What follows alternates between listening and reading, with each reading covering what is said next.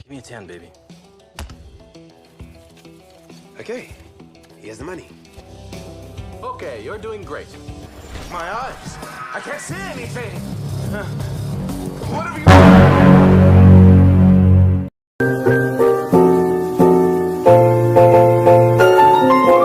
Halo Sobat Film, bagaimana kabar kalian hari ini? Semoga tetap baik-baik saja dan selalu sehat dalam menjalani kehidupan ini. Di video kali ini, saya akan membahas sebuah film yang berjudul Beyond the Edge. Film ini bercerita tentang seorang lelaki yang bernama Michael bersama dengan keempat teman-temannya yang masing-masing memiliki kekuatan supranatural. Oke, sebelum kita ke alur ceritanya, jangan lupa like, komen, subscribe, dan nyalakan loncengnya ya. Tanpa berlama-lama lagi, langsung aja kita ke alur ceritanya.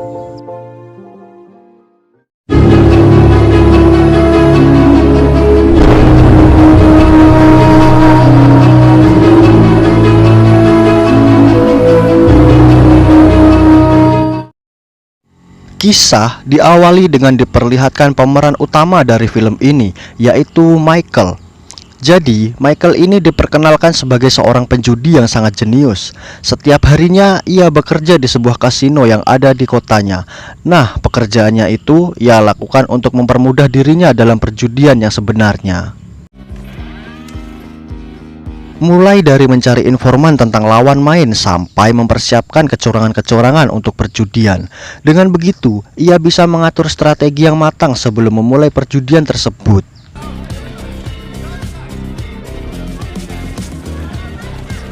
Setelah semua persiapan telah rampung, Michael pun memulai aksinya. Di sana, Michael mengikuti perjudian VIP bersama dengan orang-orang yang lain. Di awal perjudian, Michael sudah unggul dari lawan-lawannya karena ia juga menggunakan kacamata tembus pandang sehingga ia dapat melihat kartu dari lawan-lawannya. Hal itu pun membuat Michael menang banyak. Sampai seorang lelaki bernama Alex tiba-tiba ikut di tengah perjudian dan secara tak terduga Michael kalah dari Alex dan kehilangan semua uang yang telah ia menangkan. Ternyata Alex memiliki sebuah kekuatan supranatural yang bisa memanipulasi penglihatan dari lawannya. Jadi Michael yang awalnya berpikir bahwa ia memiliki kartu yang kuat, nyatanya hanyalah sebuah ilusi belaka. Karena hal itulah Michael ditangkap oleh pemilik kasino yang bernama Victor karena telah menyebabkan kerugian pada kasinonya. Kini Michael pun diberikan waktu selama 1 minggu untuk mencari uang dan membayar semua kerugian tersebut. You're going to give me back all of that money? What? A week? What's the plan this? I mean, okay. A week. I got it. Setelah kejadian itu, Michael pun pergi menemui Leon, teman lamanya, yang juga memiliki sebuah kasino kecil di tempat Leon. Michael menemukan sebuah kalung yang sama persis dengan tato milik Alex, yang ternyata simbol itu adalah simbol yang hanya dimiliki oleh orang-orang terpilih yang memiliki kekuatan supranatural. Dan secara tak disangka, Alex ternyata sengaja dikirim oleh ayah Michael untuk menguji kemampuan Michael. Karena ternyata ayah Michael juga memiliki kekuatan supranatural.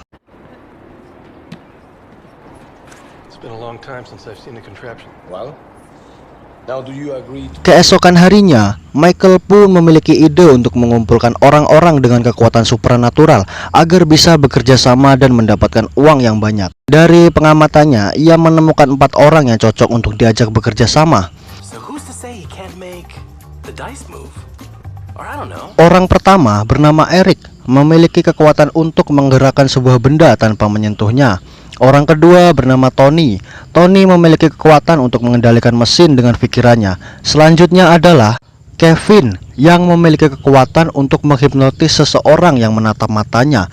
Yang terakhir adalah Veronica, yang memiliki kekuatan untuk terhubung dengan pikiran seseorang. Dengan begitu, Michael pun sudah siap dengan timnya untuk mendapatkan uang yang banyak dari kasino.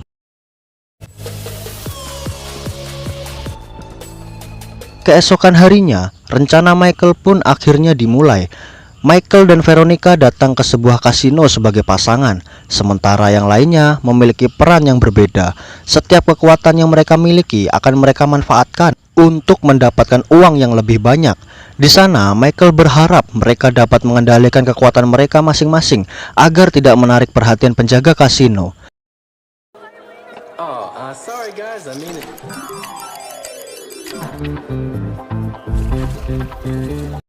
Namun, apa daya, Eric dan Tony malah terlena dengan kemenangan terus-menerus, sehingga membuat Michael terpaksa menghentikan rencana mereka. Setelah memberi peringatan kepada Eric dan Tony, barulah rencana mereka bisa dilanjutkan. Dan di sana, Michael dan yang lainnya berhasil menjalankan rencana mereka dengan lancar, sehingga mendapatkan kemenangan yang sangat banyak. Setelah itu, mereka pun merayakan kemenangan dengan cara bersenang-senang.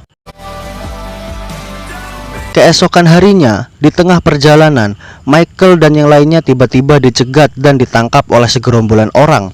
Jadi orang-orang tersebut ternyata adalah suruhan Victor untuk menangkap teman-teman Michael. Kenapa? Karena Victor telah mengetahui kekuatan mereka dan berencana untuk memanfaatkan kekuatan tersebut demi kesuksesan kasinonya. Oleh sebab itu, Victor pun menembak Michael dan membawa semua teman-temannya. Semenjak saat itu, Kevin, Tony, dan Eric terpaksa bekerja di kasino.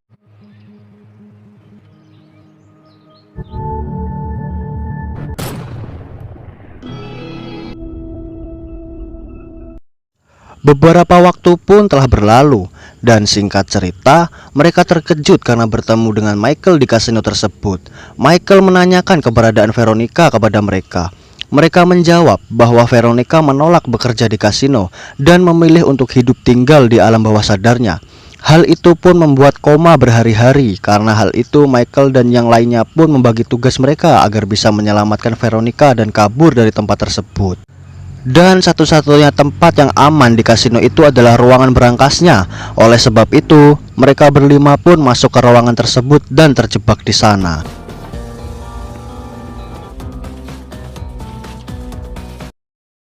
Lalu, terlihat di luar berangkas itu, mereka sudah dikepung oleh para penjaga dengan pistol di tangan mereka. Satu-satunya cara untuk menyelamatkan Veronica adalah mencarinya ke alam bawah sadarnya dengan bantuan Kevin. Michael pun pergi ke alam bawah sadar untuk menemui Veronica.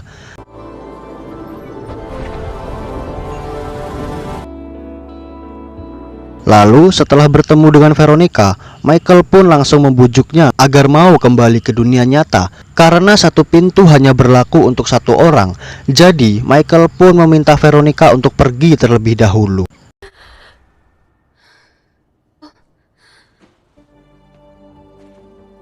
Setelah itu pun diperlihatkan sebuah fakta mengapa Michael masih hidup setelah ditembak oleh Victor sebelumnya. Ternyata ia telah mendapatkan kekuatan dari ayahnya yang bisa memanipulasi kenangan atau masa lalunya. Jadi di kejadian sebelumnya, ayah Michael berhasil memanipulasi kenangan Michael sehingga ia bisa menghindari tembakan tersebut. Dan setelah semua itu, Michael pun terbangun dengan kepercayaan diri yang tinggi. Michael mengajak teman-temannya untuk keluar dari ruangan tersebut dan membawa semua uangnya.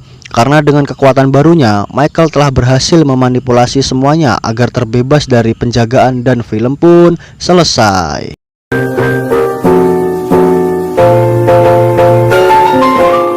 Oke, secara garis besar film ini sangatlah menarik karena menyediakan tema tentang perjudian.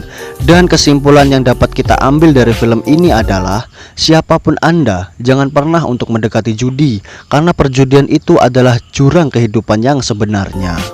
Baik, sekian dulu video yang dapat saya sampaikan. Dan saya Andrian pamit undur diri, sampai jumpa lagi di video selanjutnya.